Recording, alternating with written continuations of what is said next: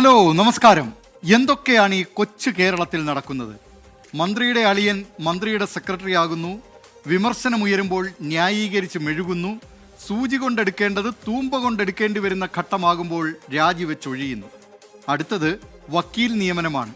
ശബരിമല സ്വർണ്ണക്കൊള്ളയിൽ പ്രതിക്ക് വേണ്ടി ഹാജരായ വക്കീലിനെ ദേവസ്വം ബോർഡിന്റെ വക്കീലാക്കുന്നു. ഉത്തരവിറങ്ങുന്നു. ചുരുങ്ങിയ സമയത്തിനകം സ്വർണ്ണക്കൊള്ളയുടെ ഫയൽ ഈ വക്കീൽ കണ്ടോ എന്നൊന്നും വ്യക്തമല്ല. വിമർശനം ശക്തമായപ്പോൾ രാജിവെച്ചൊഴിയുന്നു. ഇങ്ങനെ ഇനി എന്തൊക്കെ കാണേണ്ടി വരുമോ എന്തോ. ഒരു കാര്യം ഉറക്കെ പറയാം, പൊതുജനം കഴുതയല്ല സാർ. ഞാൻ ബി ദിലീപ് കുമാർ. പ്രതികരണശേഷിയുള്ള പ്രിയ പ്രേക്ഷകർക്ക് സ്വാഗതം.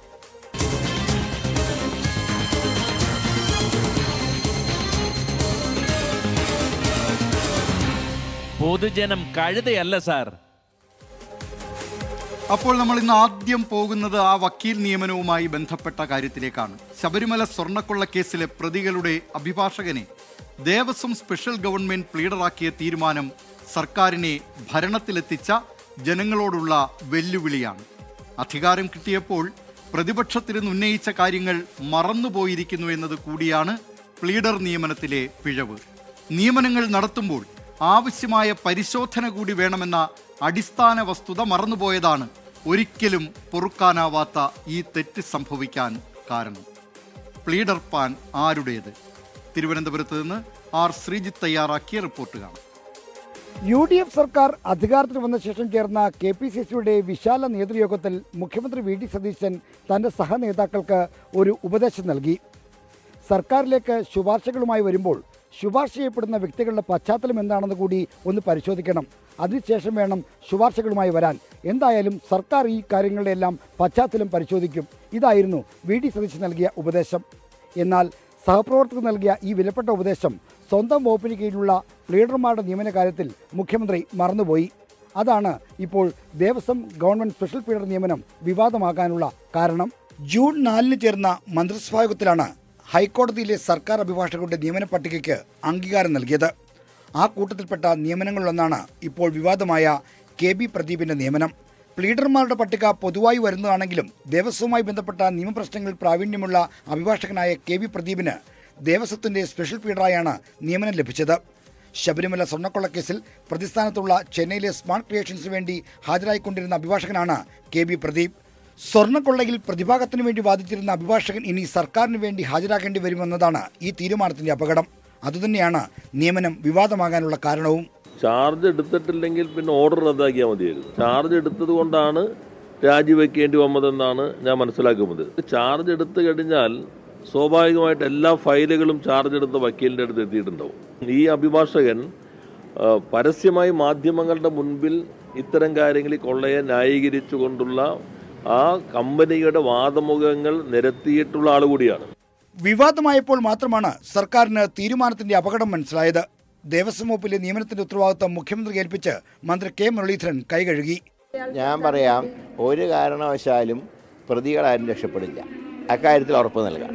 പക്ഷേ പ്രതിക്ക് വേണ്ടി വാദിച്ചയാളല്ലേ ഇപ്പോൾ സർക്കാരിന് വേണ്ടി വാദിക്കാൻ വരുന്നത്. അപ്പോൾ അതുകൊണ്ട് തന്നെ പ്രതിയുടെ ദൗർബല്യങ്ങൾ അറിയാവുന്ന ഒരു വക്കീലാണല്ലോ, നല്ല കാര്യം. നിയമനത്തിന്റെ ഉത്തരവാദിത്വം മുഖ്യമന്ത്രിക്കാണെന്ന വാദം വസ്തുതാപരമാണ്. നിയമവകുപ്പിൽ നിന്നാണ് പ്ലീഡർ നിയമനത്തിന്റെ നിർദ്ദേശം തയ്യാറാക്കേണ്ടത്. ശേഷം മന്ത്രിസഭാ യോഗത്തിന്റെ പരിഗണനയ്ക്ക് വെക്കണം. അതിനു മുമ്പ് മുഖ്യമന്ത്രിയുടെ അനുമതിയും വാങ്ങണം.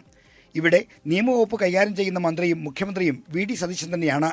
KB പ്രദീപിന്റെ നിയമനം മന്ത്രിസഭാ തീരുമാനമായതിനാൽ മറ്റു മന്ത്രിമാർക്കും ഇതിൽ കൂട്ടുത്തരവാദിത്തമുണ്ട്. എങ്കിലും സർക്കാർ അഭിഭാഷകരായി നിയമിക്കുന്നവരുടെ പശ്ചാത്തലം പരിശോധിക്കേണ്ട ഉത്തരവാദിത്തത്തിൽ നിന്ന് മുഖ്യമന്ത്രിക്ക് ഒഴിഞ്ഞു മാറാനാവില്ല. നിയമനത്തിൽ രാഷ്ട്രീയ കൂടിയാലോചനയും നടന്നില്ല എന്നാണ് KPCC നേതൃത്വത്തിന്റെ പ്രതികരണത്തിൽ നിന്ന് വ്യക്തമാകുന്നത്. അത് ദേവസ്വം മന്ത്രിയും മുഖ്യമന്ത്രിയും അത് വിശദീകരിച്ചിട്ടുണ്ട്. അവർ കാര്യമായിട്ട് ആ കാര്യങ്ങളിൽ ഇടപെടുന്നുണ്ട്. ഞാനതിനെക്കുറിച്ച് കൂടുതൽ പ്രതികരിക്കേണ്ടത്. പിന്നെ പാർട്ടി തലത്തിൽ അത്തരം കാര്യങ്ങളൊന്നും ഗവൺമെൻറ് തല കാര്യങ്ങളൊന്നും ഗവൺമെൻറ് തലത്തിൽ തന്നെയാണ് ചർച്ച ചെയ്യുന്നത്. അപാകതകളുണ്ടെങ്കിൽ അത് പരിഗണിക്കും, പരിശോധിക്കും. തീരുമാനം വിവാദമായതോടെ KB പ്രദീപിനെ കൊണ്ട് രാജിവെപ്പിച്ച് തടിയൂരാനാണ് സർക്കാരിന്റെ ശ്രമം. എതിർപ്പ് വന്നതിനെ തുടർന്നാണ് നിയമനം വേണ്ടെന്ന് വെച്ചതെന്ന് മന്ത്രിമാർ തന്നെ ഇപ്പോൾ സ്ഥിരീകരിക്കുന്നു. നിയമനം ക്യാബിനറ്റ് നടത്തുമ്പോൾ മുഖ്യമന്ത്രി മാത്രമല്ല, ക്യാബിനറ്റിൽ ഞാൻ ഉൾപ്പെടെയുള്ളവർക്ക് ഉത്തരവാദിത്തമുണ്ട്. നിയമനത്തിൽ സതുദ്ദേശത്തോടെ ചെയ്തതാണെങ്കിലും അത് ഭക്തജനങ്ങൾക്ക് സംശയമുണ്ടായ സാഹചര്യത്തിൽ അദ്ദേഹത്തിനോട് രാജിവെക്കാൻ പറഞ്ഞു. അദ്ദേഹം രാജി. സ്വർണ്ണക്കൊള്ളക്കേസിലെ പ്രതികളെ രക്ഷിക്കാൻ വേണ്ടിയാണ് സ്മാർട്ട് ക്രിയേഷൻസിന് വേണ്ടി ഹാജരായിക്കൊണ്ടിരിക്കുന്ന അഭിഭാഷകനെ സർക്കാർ നിയമിച്ചതെന്നാണ് പ്രതിപക്ഷത്തിന്റെ ആരോപണം. കുറ്റാരോപിതനായിട്ടുള്ള ആളുകൾക്ക് വേണ്ടി, സ്ഥാപനത്തിന് വേണ്ടി ഹാജരായ അഡ്വക്കേറ്റിനെ തന്നെ ഇവിടെ ദേവസ്വത്തിന് വേണ്ടി നിയമിക്കുന്നു എന്ന് പറയുമ്പോൾ അത് ഒരു തരത്തിലുള്ള കള്ളനെ ചൂട്ടുപിടിക്കലായിപ്പോയി. ചെയ്യാൻ പാടില്ലാത്ത കാര്യമായിരുന്നു. ശബരിമല സ്വർണ്ണക്കൊള്ളയിൽ പ്രതിഭാഗത്തിന് വേണ്ടി ഹാജരായിക്കൊണ്ടിരുന്ന അഭിഭാഷകനെ ഗവൺമെന്റ് ലീഡറായി നിയമിച്ചത് വി ഡി സതീശൻ സർക്കാരിന്റെ ഭാഗത്തുനിന്ന് സംഭവിച്ച ഗുരുതരമായ വീഴ്ചയാണ്. വിവാദമായ സർക്കാർ പീഡന നിയമനത്തിന് ചുക്കാൻ പിടിച്ച മുഖ്യമന്ത്രി വി ഡി സതീശൻ ഒരു പ്രധാന നിയമം മറന്നുകൊണ്ടാണ് ആ തീരുമാനത്തിലേക്ക് പോയത്. ബാർ കൗൺസിൽ ഓഫ് ഇന്ത്യ ആക്ടിലെ സെക്ഷൻ 6 2-ാം അധ്യായത്തിലെ ചട്ടം 33-നെക്കുറിച്ച് നിയമവിദഗ്ധൻ കൂടിയായ മുഖ്യമന്ത്രി വി ഡി സതീശന് അറിവുണ്ടാകേണ്ടതാണ്.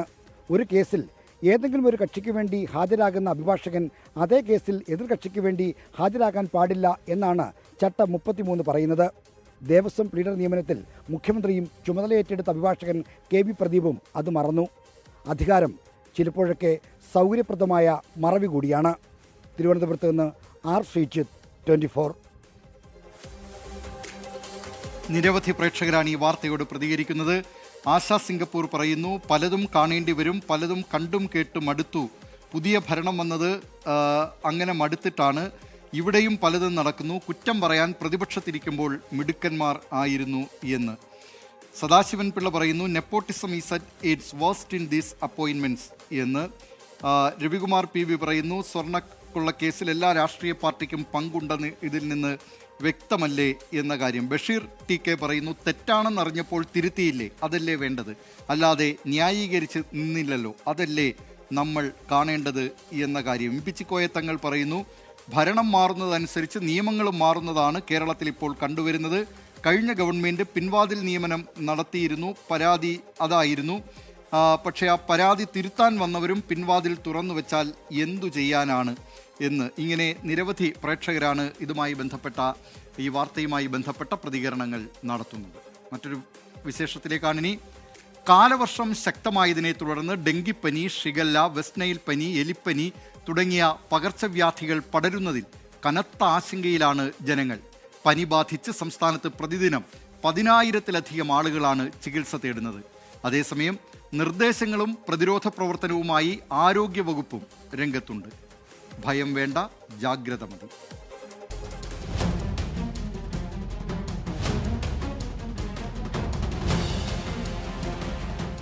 സംസ്ഥാനത്ത് പനിബാധിതർ കൂടുകയാണ്. സാധാരണ പനിയല്ല, ഷിഗല്ലയും നിപ്പയും ഡെങ്കിയുമെല്ലാമുണ്ട്. പ്രതിദിനം 10,000-ത്തിലധികം പേരാണ് പനി ബാധിച്ച് ആശുപത്രികളിൽ ചികിത്സ തേടുന്നത് എന്നാണ് കണക്ക്. വയനാട്, തിരുവനന്തപുരം, കൊല്ലം, തൃശൂർ, മലപ്പുറം, കോഴിക്കോട് ജില്ലകളിലാണ് കൂടുതൽ രോഗികൾ. മഴക്കാലമായതോടുകൂടി സംസ്ഥാനത്ത് പനിബാധിതരുടെ എണ്ണത്തിൽ വലിയ വർധനവാണുണ്ടാകുന്നത്. പനിക്കൊപ്പം ഷിഗല്ലയും നിപ്പയും. പ്രതിരോധ പ്രവർത്തനങ്ങളുമായി സർക്കാർ മുന്നോട്ടു പോകുന്നുണ്ടെങ്കിലും അത് എത്രമാത്രം ഫലം കാണുന്നു എന്നുള്ളത് കണ്ടറിയണം. പനി ബാധിക്കുന്നവരുടെ എണ്ണം വർദ്ധിക്കുന്നതിനിടെ ആശങ്ക വർദ്ധിപ്പിച്ചുകൊണ്ട് കണ്ണൂർ പാനൂരിൽ ഇന്ന് 2 പനിമരണവും സ്ഥിരീകരിച്ചു. തൃശൂർ വടക്കാഞ്ചേരി മംഗലത്ത് 4ഉം 7ഉം വയസ്സുള്ള 2 കുട്ടികൾക്ക് ഷിഗല്ലയും സ്ഥിരീകരിച്ചു. ഇതുവരെ സംസ്ഥാനത്ത് ഷിഗല്ല രോഗം ബാധിച്ചത് 132 പേർക്കാണ്. 450ഓളം പേർ ലക്ഷണങ്ങളോടെ ആശുപത്രിയിൽ ചികിത്സയിലുണ്ട്. നിപ്പയും ഷിഗല്ലയും കൂടി റിപ്പോർട്ട് ചെയ്തതോടെ കടുത്ത ആശങ്കയിലാണ്. ഇന്നലെ മാത്രം 18 പേർക്കാണ് ഷിഗല്ല രോഗം സ്ഥിരീകരിച്ചത്. 2 പേർ ഇതിനോടകം മരണപ്പെടുകയും ചെയ്തു. പ്രതിരോധ പ്രവർത്തനങ്ങൾ ഊർജിതപ്പെടുത്തിയിട്ടുണ്ട്. ആശങ്കപ്പെടേണ്ടുന്ന സാഹചര്യമില്ലെന്നാണ് ആരോഗ്യവകുപ്പ് മന്ത്രി കെ മുരളീധരൻ്റെ പ്രതികരണം. ഈ നിപ ഇതുവരെ വ്യാപിച്ചിട്ടില്ല. ഇതുവരെ നടത്തിയ എല്ലാ പരിശോധനകളും നെഗറ്റീവായിരുന്നു. ഇപ്പോൾ വെന്റിലേറ്ററുള്ള രോഗി അതേ കണ്ടീഷനിൽ തന്നെ തുടരുകയാണ്. ഇന്നലെ പരിശോധിച്ച ഹയസ്റ്റ് റിസ്കിൽപ്പെട്ട് 3 പേരെ ഇന്നലെ ഹോസ്പിറ്റലിൽ അഡ്മിറ്റ് ചെയ്ത് അവരുടെ റിസൾട്ട് നെഗറ്റീവാണ്. ഷിഗല്ലയ്ക്കും നിപ്പയ്ക്കും പുറമെ ഡെങ്കിപ്പനി, ചിക്കൻ ഗുനിയ, മഞ്ഞപ്പിത്തം, വെസ്റ്റ് നൈൽ പനി തുടങ്ങിയ രോഗങ്ങളും സംസ്ഥാനത്തിൻ്റെ വിവിധ ഭാഗങ്ങളിൽ റിപ്പോർട്ട് ചെയ്തിട്ടുണ്ട്. ഇന്നലെ 56 പേർക്ക് ഡെങ്കിപ്പനി സ്ഥിരീകരിച്ചപ്പോൾ 11 പേർക്ക് എലിപ്പനിയും 3 പേർക്ക് മലേറിയയും സ്ഥിരീകരിച്ചു. 24 പേർക്ക് മഞ്ഞപ്പിത്തവും 94 പേർക്ക് ചിക്കൻ പോക്സും റിപ്പോർട്ട് ചെയ്തു. മറ്റ് ജലജന്യ രോഗങ്ങൾ വേറെ. 200 ആണ് വേണ്ടത്. ഇന്നിപ്പോൾ 50 വരുന്നുണ്ട്. 150 അതായത് ബോട്ടിലാണ്. 50 ബോട്ടിൽ ഇന്ന് ഈ ഫ്ലൈറ്റിൽ ഇൻഡിഗോ ഫ്ലൈറ്റിന് 10 മണിക്ക് കണ്ണൂരെത്തും. രോഗബാധ നിയന്ത്രിക്കുന്നതിൽ സർക്കാർ പരാജയപ്പെടുന്നുവെന്നാണ് പ്രതിപക്ഷത്തിന്റെ ആരോപണം. എന്നാൽ രാഷ്ട്രീയ ലാക്കോടെ ഈ വിഷയത്തെ കാണരുതെന്നാണ് ഭരണപക്ഷത്തിന്റെ അഭ്യർത്ഥന. പകർച്ചവ്യാധികൾ പടർന്നു പിടിക്കുന്ന സമയത്ത് ആരോഗ്യവകുപ്പ് ഡയറക്ടർ KJ റീനയെ സ്ഥലം മാറ്റിയതും പ്രതിസന്ധി സൃഷ്ടിച്ചിട്ടുണ്ട്. ന്യൂസ് ശ്രീധർ, 24, തിരുവനന്തപുരം. തിരുവനന്തപുരത്ത് നിന്ന് റിനു ശ്രീധർ തയ്യാറാക്കിയ റിപ്പോർട്ടാണ് പ്രേക്ഷകർ കണ്ടത്. നിരവധി പ്രേക്ഷകർ ഈ വാർത്തയുമായി ബന്ധപ്പെട്ടും പ്രതികരണം നടത്തുന്നുണ്ട്. എബ്രഹാം തോമസ് പറയുന്നു, പകർച്ചപ്പനിയിൽ ഭയം വേണ്ട എന്ന് പറയുന്നത് ഭയപ്പെട്ടിട്ട് കാര്യമില്ല എന്നതുകൊണ്ടാണ്. ഷീജ MK പറയുന്നു, ഏതു പാർട്ടി ഭരിച്ചാലും രോഗങ്ങൾ വരും, അതിന് ചികിത്സയാണ് വേണ്ടത് എന്ന്. മോഹനൻ പിലാത്തറ പറയുന്നു, മഴക്കാലത്തിൻ്റെ മുന്നൊരുക്കങ്ങൾ ഒന്നും തന്നെ കരുതിയില്ല എന്നാണ് ഇതൊക്കെ ചൂണ്ടിക്കാട്ടുന്നത്. നിപ്പയുടെ മരുന്ന് പോലും സ്റ്റോക്കില്ലെന്ന് പറയുമ്പോൾ ആരോഗ്യത്തെ എങ്ങനെ സംരക്ഷിക്കാനാണ് എന്ന്. ജോസ്വിൻ ജോസഫ് പറയുന്നു, രോഗങ്ങൾ വരാതെ അവനവൻ തന്നെ സൂക്ഷിക്കണം, സർക്കാരിനെ കുറ്റം പറഞ്ഞിട്ട് എന്ത് കാര്യം എന്ന്. ആ നിലയിൽ നിരവധി പ്രേക്ഷകരാണ് ഇതുമായി ബന്ധപ്പെട്ട്, ഈ വാർത്തയുമായി ബന്ധപ്പെട്ട് പ്രതികരിക്കുന്നത്. ഈ സാഹചര്യത്തിൽ നമുക്ക് രോഗം വരാതെ കാക്കുക എന്നത് അല്പം ബുദ്ധിമുട്ടുള്ള കാര്യം തന്നെയാണ്. എന്നാൽ ചില കാര്യങ്ങളിൽ ശ്രദ്ധ പുലർത്തിയാൽ ഒരു പരിധിവരെ പകർച്ചവ്യാധികളിൽ നിന്നും മറ്റ് രോഗങ്ങളിൽ നിന്നും രക്ഷപ്പെടാനാകും. അതെന്തൊക്കെയാണ് നമുക്ക് നോക്കാം. ഒന്ന്, കൈകൾ വൃത്തിയായി സൂക്ഷിക്കുക എന്നതാണ്. കോവിഡ് കാലത്ത് നമ്മൾ പിന്തുടർന്ന നല്ല ശീലമാണ് ഇടയ്ക്കിടെ കൈകൾ സോപ്പിട്ട് കഴുകുക എന്നത്. അതുകൊണ്ട് തന്നെ സോപ്പും വെള്ളവും ഉപയോഗിച്ച് 20 സെക്കൻഡെങ്കിലും കൈകൾ കഴുകുക. ആൽക്കഹോൾ അടങ്ങിയ ഹാൻഡ് സാനിറ്റൈസർ ഉപയോഗിക്കുകയും ചെയ്യാം. 2, മാസ്ക് ധരിക്കുക എന്നതാണ്. രോഗലക്ഷണങ്ങൾ, അതായത് ചുമ, തുമ്മലുള്ളവരും അവരുമായി ഇടപഴകുന്നവരും മാസ്കുകൾ ധരിക്കാൻ ശ്രദ്ധിക്കുക. അടുത്തത്, ചുമ, തുമ്മൽ സമയങ്ങളിൽ ശ്രദ്ധിക്കുക എന്നതാണ്. ഒരിക്കലും കൈകളിലേക്കോ പുറത്തെ വായുവിലേക്കോ തുമ്മുകയോ ചുമയ്ക്കുകയോ ചെയ്യാതിരിക്കുക. ഇത് അന്തരീക്ഷത്തിലേക്കും കൈകളിലേക്കും അണുക്കൾ പരത്താനിടയാകും.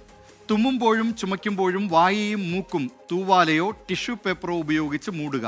അതോടൊപ്പം ടിഷ്യൂകൾ സുരക്ഷിതമായി വേസ്റ്റ് ബിന്നിൽ നിക്ഷേപിക്കാനും ശ്രദ്ധിക്കണം. അടുത്തതായി ശ്രദ്ധിക്കേണ്ട കാര്യം സാമൂഹ്യ അകലം പാലിക്കുക എന്നതാണ്.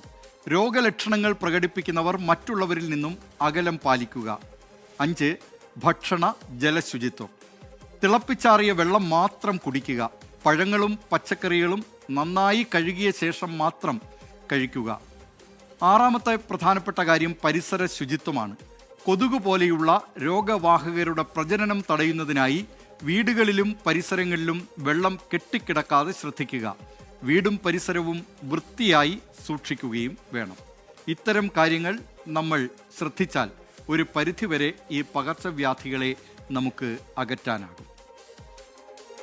ആരോഗ്യവകുപ്പിന്റെ അനാസ്ഥയെ തുടർന്ന് കൈ മുറിച്ചു മാറ്റേണ്ടി വന്ന വിനോദിനിക്കായി സർക്കാർ പ്രഖ്യാപിച്ച പ്രതിമാസ ധനസഹായം 4 മാസമായി മുടങ്ങിയതായി കുടുംബം. കുട്ടിയുടെ വിദ്യാഭ്യാസത്തിനായി പ്രതിമാസം 4000 രൂപ ധനസഹായം നൽകുമെന്നായിരുന്നു LDF സർക്കാർ പ്രഖ്യാപിച്ചത്. എന്നാൽ വാർത്ത പുറത്തു വന്നതോടെ മുഖ്യമന്ത്രി ഇപ്പോൾ ഇടപെട്ടിരിക്കുകയാണ്. മുഖ്യമന്ത്രി VD സതീശൻ ഇടപെട്ട് എത്രയും പെട്ടെന്ന് ആ ധനസഹായം, മുൻ സർക്കാരിൻ്റെ കാലത്ത് പ്രഖ്യാപിച്ച ധനസഹായം നൽകാനുള്ള നിർദ്ദേശം നൽകിയിരിക്കുകയാണ്.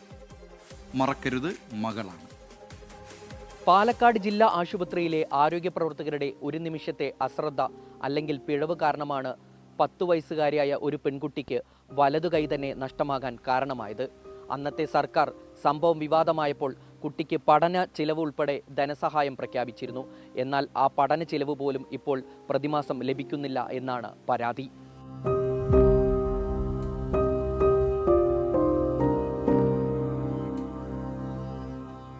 വിനോദിനിക്കായി പിണറായി സർക്കാർ പ്രഖ്യാപിച്ചിരുന്ന പഠന ചിലവിനുള്ള പ്രതിമാസ ധനസഹായമാണ് മാസങ്ങളായി മുടങ്ങിയത്. പ്രതിമാസം ലഭിക്കേണ്ട 4000 രൂപ 4 മാസമായി കിട്ടുന്നില്ല. വനിതാ ശിശു വികസന വകുപ്പാണ് വിനോദിനിയുടെയും മാതാവ് പ്രസീതയുടെയും സംയുക്ത ബാങ്ക് അക്കൗണ്ടിലേക്ക് ധനസഹായം അനുവദിച്ചിരുന്നത്. ആദ്യ 2 മാസങ്ങളിലെ തുക മാത്രമാണ് അക്കൗണ്ടിലെത്തിയത്. മാർച്ച് മുതൽ ധനസഹായം മുടങ്ങിയതോടെ കുട്ടിയുടെ പഠന ചെലവുകൾ ഉൾപ്പെടെയുള്ള ആവശ്യങ്ങൾ നിറവേറ്റുന്നതിൽ കുടുംബം പ്രതിസന്ധിയിലായിരിക്കുകയാണ്. 2 മാസത്തിൽ ഇങ്ങനെ എന്തോ കിട്ടിയതായിരുന്നു. ജനുവരി ഫെബ്രുവരിയിൽ അങ്ങനെ 2 മാസം കിട്ടി. 7 മാസമായിട്ട് ഇപ്പോൾ കിട്ടിയിട്ടില്ല. അപ്പോൾ ഞങ്ങൾ അവിടെ പോയി ചോദിച്ചു, എന്താണ് ഈ പൈസൻ്റെ കയറിയിട്ടില്ല പറഞ്ഞ് ചോദിച്ചപ്പോൾ അയാറിന് ചിലപ്പോൾ 1 വർഷമൊക്കെ കഴിഞ്ഞിട്ട് ചിലപ്പോൾ കയറുള്ളൂ എന്നൊക്കെ പറയണവർ. ജനുവരി ഫെബ്രുവരി മാസങ്ങളിൽ പണം ലഭിച്ചിരുന്നു. പണം ലഭിക്കാതായത് അന്വേഷിച്ചപ്പോൾ നിരുത്തരവാദപരമായ മറുപടിയാണ് അധികൃതരിൽ നിന്ന് കുടുംബത്തിന് ലഭിച്ചത്. വാർത്ത പുറത്തു വന്നതോടെ മുഖ്യമന്ത്രി വി ഡി സതീശനും വനിതാ ശിശു വികസന വകുപ്പ് മന്ത്രി ബിന്ദു കൃഷ്ണയും ഇടപെട്ട് ധനസഹായം ഉടനടി ലഭ്യമാക്കാനുള്ള നടപടി സ്വീകരിച്ചു.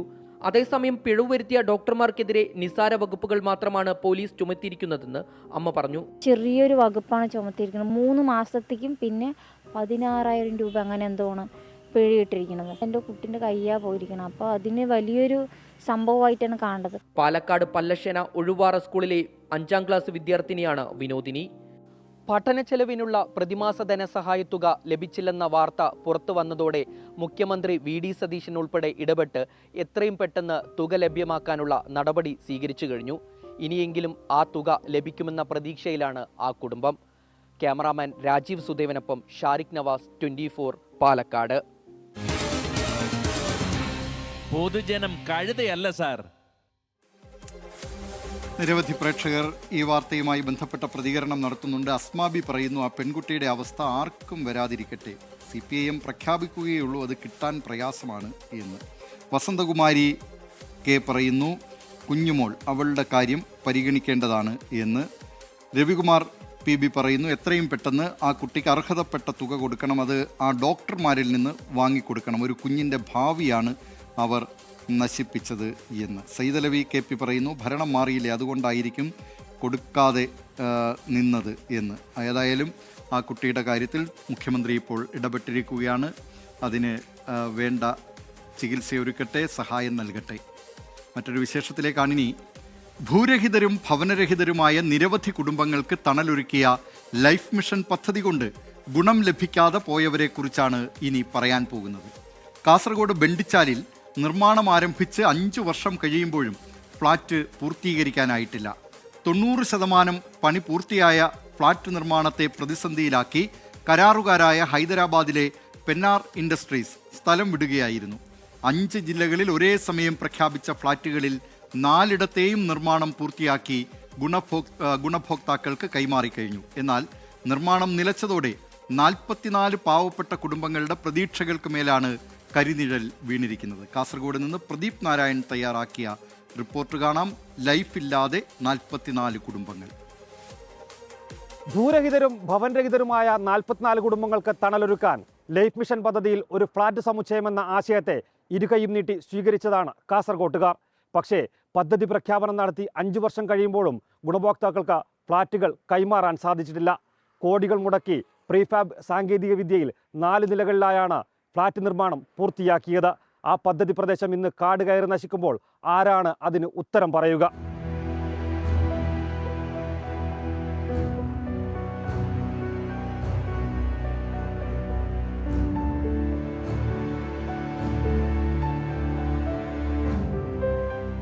നാലു നിലയിൽ ലൈഫ് മിഷൻ ഫ്ളാറ്റ് സമുച്ചയം. പുറമേ നിന്ന് നോക്കിയാൽ ഇനിയും തുറന്നു കൊടുക്കാനായില്ലേ എന്ന ചോദ്യം സ്വാഭാവികമായും ഉണ്ടാകും. പ്രീഫാബ് സംവിധാനത്തിൽ നല്ല മിനുക്കമുള്ള ചുമരുകളും മറ്റ് നിർമ്മാണങ്ങളുമെല്ലാം പൂർത്തീകരിച്ചതാണ്.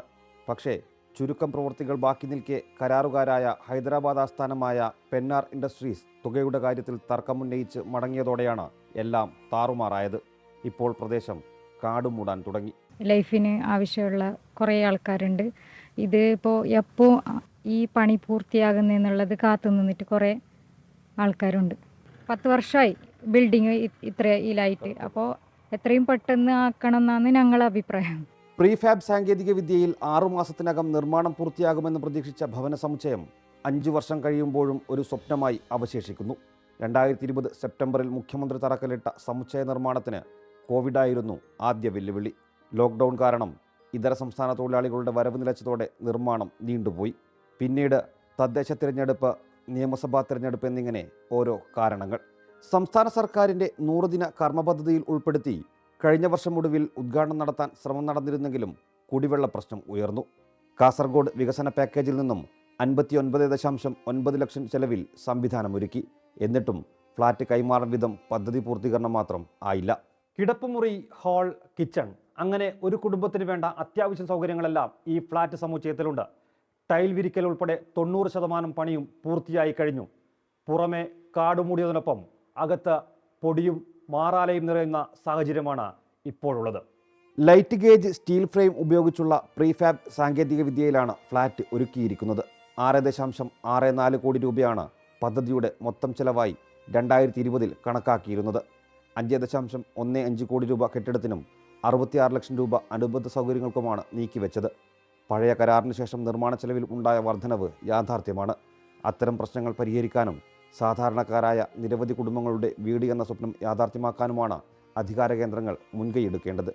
കാരണം പല കാര്യങ്ങൾ പറയുന്നുണ്ട്. ഇതിലെ കമ്പനിയായിട്ടുള്ള പ്രശ്നമാണ്, റൈറ്റിൽ കോട്ട് ചെയ്ത റൈറ്റുമായിട്ട് ബന്ധപ്പെട്ടുകൊണ്ടുള്ള പ്രശ്നമാണ്. പഞ്ചായത്ത് തദ്ദേശ ഭരണ സ്ഥാപനം നിലക്ക് പഞ്ചായത്തിനോട് പറഞ്ഞത് കുടിവെള്ള സൗകര്യം നിങ്ങളാക്കി തരണം, വൈദ്യുതി എത്തിച്ചേരണം, റോഡ് സൗകര്യം ആക്കിത്തരണം. അതിൽ വൈദ്യുതി നമ്മൾ 2 ട്രാൻസ്ഫോമർ 22 ലക്ഷം രൂപ പഞ്ചായത്ത് ഫണ്ട് ചെലവഴിച്ചുകൊണ്ട് ട്രാൻസ്ഫോമർ വെച്ച് കഴിഞ്ഞു. ഇപ്പോൾ വെച്ച് 2 വർഷം കഴിഞ്ഞു. കുടിവെള്ള വിതരണം ബാവിക്കര ഡാമിൽ നിന്ന് വെള്ളം വാട്ടർ അതോറിറ്റിയുടെ സഹായത്തോടു കൂടി വെള്ളം എത്തിച്ചു. റോഡ് ഉണ്ട്, നിലവിൽ റോഡ് സൗകര്യമുണ്ട്. ഈ 3 കാര്യങ്ങളാണ് പഞ്ചായത്തിനോട് പറഞ്ഞത്. 400ഓളം ഗുണഭോക്താക്കൾ കാത്തിരിക്കുകയാണ്. വീടും സ്ഥലവും ഇല്ലാത്ത ലൈഫ് ലിസ്റ്റിൽ ആദ്യ ഫേസിൽ 112 പേരുണ്ട്. അതിൽ 44 പേർക്ക് തരാം എന്നാണ് പറഞ്ഞത്. അവരിപ്പോൾ കാത്തിരിക്കുകയാണ്. എന്ന് വരും പറഞ്ഞ് കാത്തിരിക്കുന്നുണ്ട്. ഏതായാലും വരും എന്നാണ് പ്രതീക്ഷയിൽ ഞങ്ങൾ കാത്തിരിക്കുകയാണ് ഇപ്പോഴും. ലൈഫ് മിഷൻ പദ്ധതിയുടെ 3ാം ഘട്ട ഭാഗമായി പൈലറ്റ് പ്രൊജക്റ്റിൽ ഉൾപ്പെട്ടതാണ് ചെമ്മനാട് പഞ്ചായത്തിലെ ഭവന സമുച്ചയ നിർമ്മാണം. ഇതിനൊപ്പം നിർമ്മാണം തുടങ്ങിയ പുനലൂർ, വിജയപുരം, കരിമണ്ണൂർ, കടമ്പൂർ എന്നിവിടങ്ങളിലെ ഫ്ളാറ്റുകളിൽ ഗുണഭോക്താക്കൾ താമസം തുടങ്ങിയിട്ടുണ്ട്. കാസർഗോഡ് ചെമ്മനാട് പഞ്ചായത്തിൻ്റെ കൈവശമുള്ള 1 ഏക്കറിലെ 50 സെൻറ്റിൽ 26,848 ചതുരശ്ര അടി വിസ്തീർണമുള്ളതാണ് ഭവന സമുച്ചയം. 2 ബെഡ്റൂം, ഹാൾ, അടുക്കള, ശുചിമുറി എന്നിവ ഉൾപ്പെടുന്ന ഫ്ളാറ്റുകൾ എത്രയും വേഗം കൈമാറണമെന്ന ആവശ്യം ഉയർന്നു കഴിഞ്ഞു. തെക്കോട്ടെല്ലാം അതിവേഗം, ഇങ്ങ് വടക്കെത്തിയാൽ പദ്ധതികൾക്ക് വേഗമൽപ്പം കുറയും. പറയാൻ കാരണമുണ്ട്. കാസർഗോഡ് ചെമ്മനാട് ബെണ്ടിച്ചാലിലെ ലൈഫ് ഫ്ളാറ്റിനൊപ്പം നിർമ്മാണം തുടങ്ങിയ കൊല്ലം, കോട്ടയം, ഇടുക്കി, കണ്ണൂർ ജില്ലകളിലെ ഫ്ളാറ്റ് സമുച്ചയങ്ങൾ 2023 ഏപ്രിലിൽ നിർമ്മാണം പൂർത്തിയാക്കി കൈമാറിക്കഴിഞ്ഞു. 170ഓളം കുടുംബങ്ങൾക്കാണ് സ്വന്തം ഭവനമെന്ന സ്വപ്നം യാഥാർത്ഥ്യമായത്. പക്ഷേ കാസർഗോട്ടെ കാര്യം ചോദിച്ചാൽ ഇപ്പോൾ ശരിയാക്കി തരാമെന്ന സ്ഥിരം മറുപടി മാത്രം. ഇത്തരം വാക്കുകളല്ല, മറിച്ച് നടത്തിക്കൊടുക്കാനുള്ള ആർജവമാണ് അധികൃതരിൽ നിന്നും പ്രതീക്ഷിക്കുന്നത്. ബെണ്ടിച്ചാലിൽ നിന്നും ക്യാമറമാൻ വിജേഷ് അണങ്കൂറിനൊപ്പം പ്രദീപ് നാരായണൻ, 24. പൊതുജനം കഴുതയല്ല സാർ.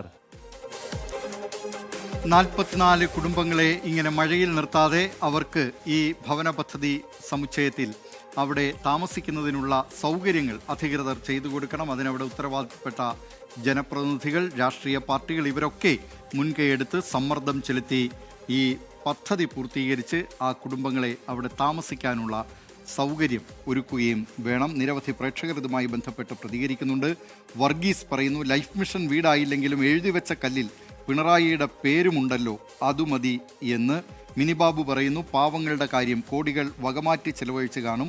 ലൈഫ് മിഷൻ പദ്ധതി പ്രകാരം വീട് കിട്ടുമെന്ന് പ്രതീക്ഷിച്ച് ഇപ്പോഴും കാത്തിരിക്കുന്നവർ സ്വപ്നം മാത്രം എന്ന്. കമ്മു മുഹമ്മദ് പറയുന്നു, ഭരണം മാറുന്നതിന് മാസങ്ങൾ മുമ്പേ കൊടുക്കാതിരിക്കണോ? ഇറങ്ങിപ്പോകുന്നവർ കൊടുക്കണം, അതല്ലേ വേണ്ടത് എന്ന്. സുധീഷ് എമ്മൻ പറയുന്നു, റൂമിലിരിക്കുന്നവർക്ക് വീടില്ലാത്തവരുടെ ബുദ്ധിമുട്ടറിയാമോ? എത്രയും വേഗം അവർക്ക് വീട് ലഭിക്കട്ടെ എന്ന്. അങ്ങനെ നിരവധി പ്രേക്ഷകരാണ് ഇതുമായി ബന്ധപ്പെട്ട പ്രതികരണങ്ങൾ നടത്തുന്നത്. കാസർഗോഡ് നിന്ന് പ്രദീപ് നാരായണൻ ഒരു വാർത്ത റിപ്പോർട്ട് ചെയ്യുന്നുണ്ട്. അത് കർണാടകയിലെ റോഡ് ട്രാൻസ്പോർട്ട് കോർപ്പറേഷൻ്റെ ബസ്സുകളിൽ വിദ്യാർത്ഥികൾക്ക് സൗജന്യ യാത്ര എന്നുള്ളതാണ്. കർണാടകയിലെ വിദ്യാഭ്യാസ സ്ഥാപനങ്ങളിൽ ദിവസേന പോയി വരുന്ന വിദ്യാർത്ഥികൾക്ക് യാത്ര സൗജന്യമാക്കി കർണാടക RTC. വിദ്യാർത്ഥികൾ സ്ഥാപന മേധാവികളുടെ കത്ത് കർണാടക RTC ഡിപ്പോയിൽ ഹാജരാക്കിയാൽ സൗജന്യ പാസ് ലഭിക്കും. കാസർഗോഡ് ജില്ലയിലെ വിവിധ ഭാഗങ്ങളിൽ നിന്നും മംഗളൂരു, പുത്തൂർ, സുള്ളിയ തുടങ്ങിയ സ്ഥലങ്ങളിലെ ക്യാമ്പസുകളിൽ പഠിക്കുന്ന വിദ്യാർത്ഥികൾക്ക് സഹായകമാകുന്നതാണ് ഈ തീരുമാനം. നിലവിൽ നിശ്ചിത ഫീസ് നൽകിയാണ് വിദ്യാർത്ഥികൾ പാസ് കൈപ്പറ്റിയിരുന്നത്. അപേക്ഷിച്ചാൽ ഉടൻ ആ തുക തിരികെ നൽകാനും തീരുമാനം എന്നുള്ളതാണ് കാസർഗോഡ് നിന്ന് പ്രദീപ് നാരായണൻ റിപ്പോർട്ട് ചെയ്യുന്നത്. ഇതോടെ പൊതുജനം കഴുതയല്ല സാറിൻ്റെ ഇന്നത്തെ അധ്യായം ഇവിടെ അവസാനിക്കുകയാണ്.